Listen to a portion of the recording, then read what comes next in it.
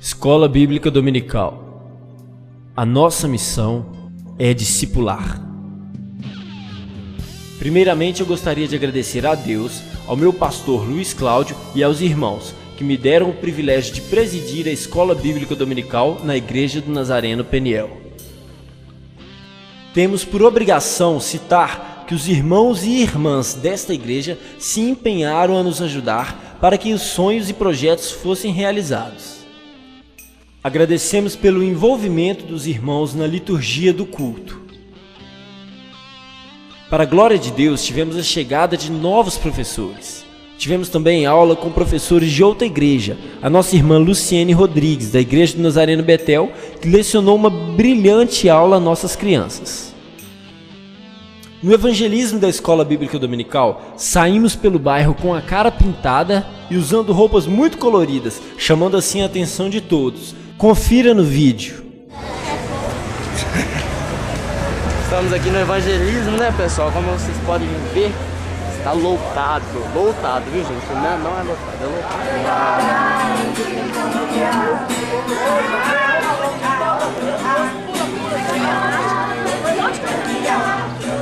Por isso eu vou tirar os pés do chão, por isso eu vou levantar as minhas mãos, por isso eu vou abençoar o meu irmão.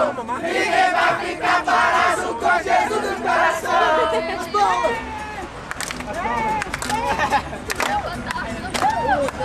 Vai jogar água, menino! Projeto Meu Aluno Professor. Os adolescentes Israel e Luísa deram aula na classe de jovens e a aluna jovem Josilane deu aula na classe de adultos. Resgatando as crianças.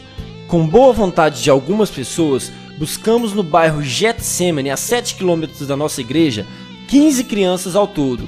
Com isso, os pais e vizinhos passaram a se interessar pela igreja e pelos cultos. No domingo à noite, buscamos assim também os mesmos. Igreja do Nazareno Peniel na rede. Poucas serão as palavras se juntarmos todas deste mundo para expressarmos a importância da adolescente Maria Fernanda neste projeto, com a criação do Facebook e dos convites impressos que foram entregues no evangelismo e no culto evangelístico à noite. Dia das Crianças Peniel Kids, o festão. Vieram aproximadamente para essa festa 300 pessoas, sendo 200 crianças. Tivemos teatro de fantoches, pula-pula, piscina de bolinhas e surpresas. Foi algo maravilhoso e único.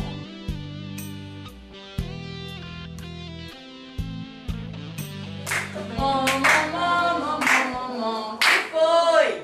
Menino, foi Deus que fez o boi. A girafa, o elefante te fez você, fez eu e muito mais. E no meio disso tudo, o cachorro não ficou para trás. O que mais que vocês aprenderam? Não tem inveja dos irmãos. Isso mesmo. Não pode ter inveja de nada, né? Nem de ninguém. A gente tem que procurar lutar, correr atrás, né, Tó? Pelo simples fato de você levantar de manhã e respirar, você já tem que agradecer a Deus. Obrigado, Senhor, porque eu estou respirando.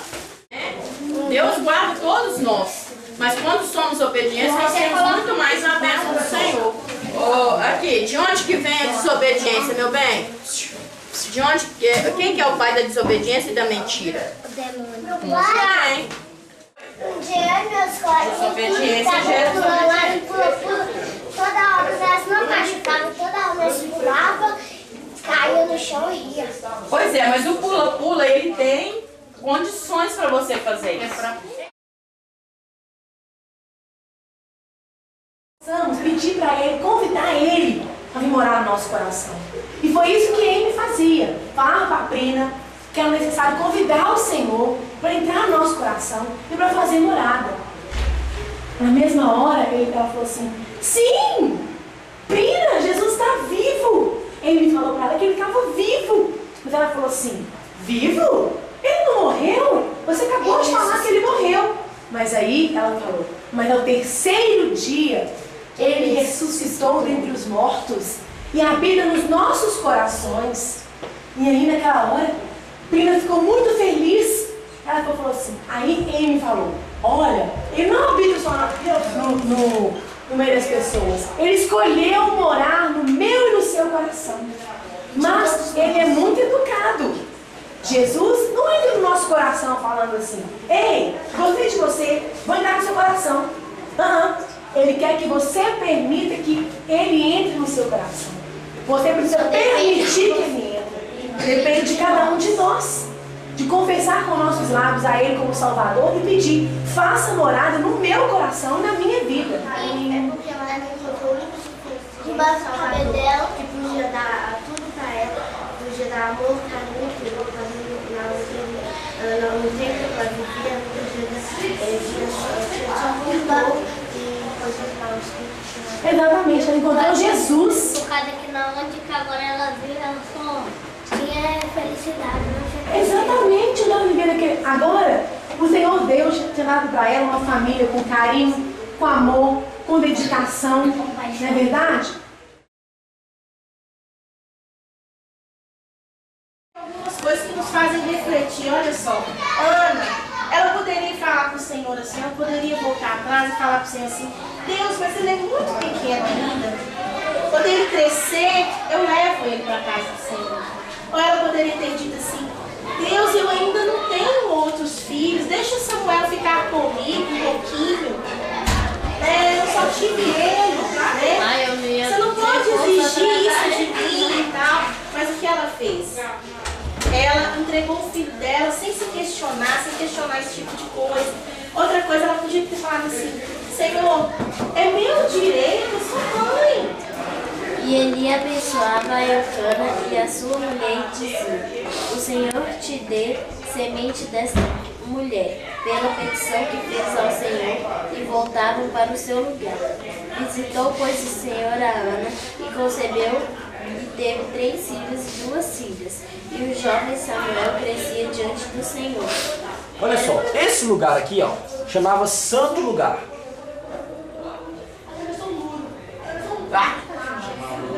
E esse lugar aqui, vou escrever aqui, depois vocês pegam. Santo do Santo. Já vamos falar do Santo Lugar. A gente já falou do arco. Quem que entrava aqui no lugar total? Quem podia entrar? Não, aqui, gente, tudo. Todo podia entrar. Aqui podia. Aqui, ó, tinha uma tribo. O povo de Israel era dividido em 12 tribos. Vamos dizer assim, para vocês entenderem melhor. Era uma cidade dividida em 12 bairros. Melhor dizer, para vocês entenderem. São Marcos, essas coisas. Só que como que era? Porque Jacó, quando Deus mudou o nome dele para Israel, então o povo dele, o povo de Israel, teve 12 filhos. Então cada tribo simbolizava um filho, entendeu? Depois teve uma outra divisão lá que não vem ao caso da gente falar. A tribo de Levi, o cara chamava Levi, foi a tribo escolhida para poder sacrificar a Deus, para poder louvar a Deus. Por isso que a gente fala assim, os levitas do Senhor. É o povo que leva o louvor, que leva o sacrifício a Deus. Entendeu? Por isso que fala Levi. Somente os sacerdotes podiam entrar aqui. É o pessoal que era da descendência da tribo de Levi que podia entrar nesse lugar aqui. É chifre com a vela dele. É chifre daqueles bichos. Isso, era como se fosse É como aqui, ó. Era como se fosse um auge. Como se fosse uma lamparina, tá? Aqui eram velas. Lá na Euxamá tem. Tem lá? Ficou feio demais. Lá no Xaná tem. Pra que você via? Alguém só falava aqui? Não, era pra colocar, Ficava pertinho. Era pra colocar os microfones. Ficava pertinho aqui, ó aí. Ficava pertinho aqui, o candelabro.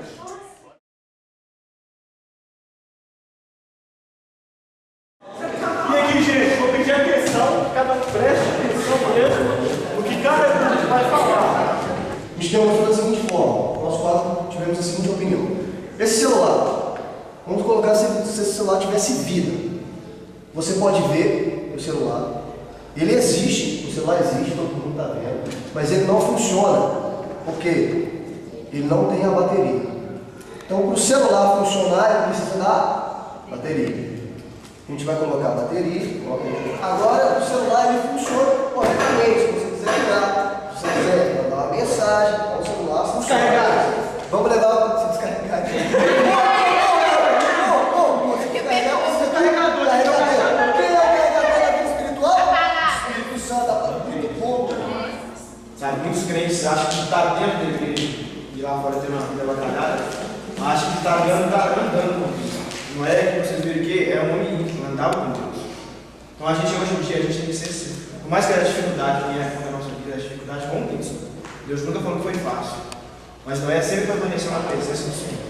Não é estranho que a gente entra na igreja, sai da igreja, vem no culto terça e quinta, não sei tantos dias que vem, mas chega lá fora a gente comete erro, pecado. E muita gente tem achado isso. Somente entrando dentro da igreja, está sendo um crente, está sendo um homem de Deus. A armadura de Deus, ele começa a falar de cada item que a gente vai estar lendo aqui. Na realidade, a couraça era um instrumento que os soldados usavam para ir para a guerra.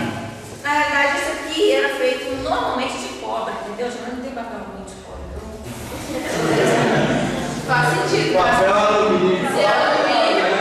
Mas aqui, vocês vão ter uma imaginação fértil na mente de vocês. Isso aqui é revestido de cobre. Uma das armaduras é o escudo. Quando eu visto a armadura, eu estou indo para o quê? E se eu vou para a guerra, eu tenho que guerrear. Amém? Tem um personagem na Bíblia que é muito famoso. Normalmente as professoras de escola dominical falam muito dele, que era Davi. Com quem que Davi fala que ele lutou antes de lutar com Golias? Graças a Deus, eu estou filho artista. Nossa, muito legal, gente. Bem, depois que você conseguiu vencer o urso e o leão, você vai chegar no meio do caminho e vai se deparar com seu irmão machucado e ferido da guerra. Você é um soldado, você pode alguém para casa.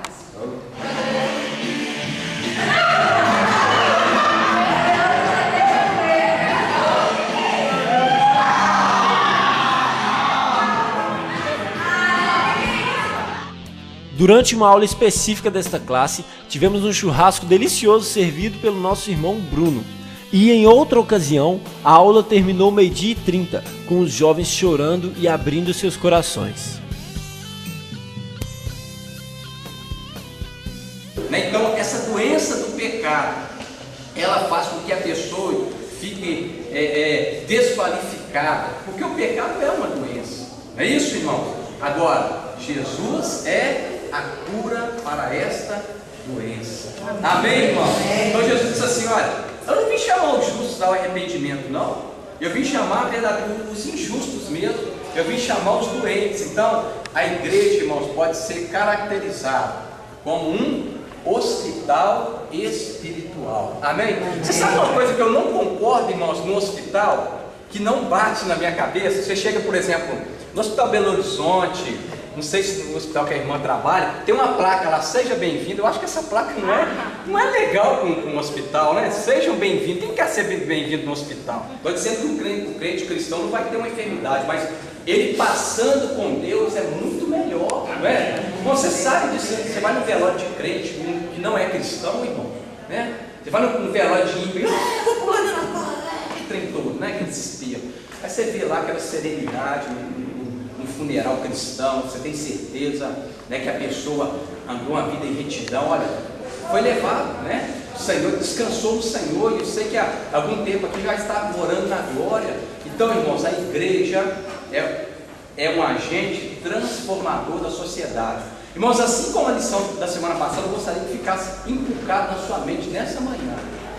Você não está numa instituição qualquer, irmão. Você não está num trabalho secular. Você tem que respeitar os seus ministérios. Mas a igreja, irmãos, é uma instituição séria, é a casa de Deus. Não podemos deixar de citar a primeira conversão em sala de aula. Nosso amado irmão Rafael emocionou a todos os adultos, entregando a sua vida a Jesus e trazendo assim sua esposa e seu filho. Iniciamos o ano com uma média de 70 presentes na escola bíblica dominical. Tínhamos uma meta de chegar aos 100. Para a glória de Deus, nós alcançamos essa meta, mas queremos crescer mais. Escola Bíblica Dominical. A nossa missão é discipular.